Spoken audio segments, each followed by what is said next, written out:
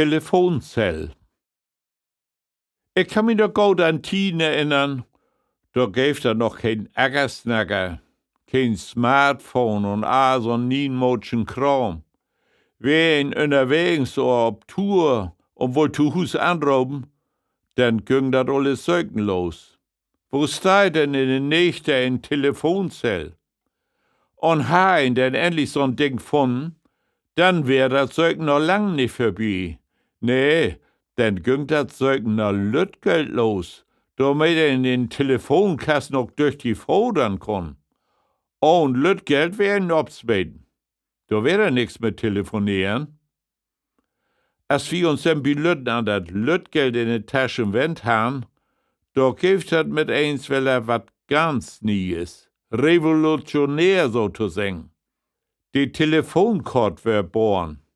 Dobby müss ein Hüt für dat betalen, wat morgen, übermorgen, auch vielleicht gar nicht verschnacken wohl. Denn würden die Korden noch mit bunte Bilder bedruckt und überall wird vertellt, diese ersten Korden würden sicher mal ein Spann nicht dür. Die muss ein nicht zum Telefonieren brugen. Nee, die muss ein voll weglegen und sammeln als Briefmarken. Mir durchmeist, dat wär so, als ein die Gelddruckmaschine von.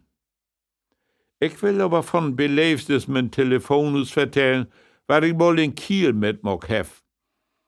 Ich ha noch lange Zeit ob letzten Zell von, wo ein mit Lütgeld telefonieren kann. Ich ha auch Lütgeld in den Taschen, Mann, dat Lütgele Telefonhus wär beset.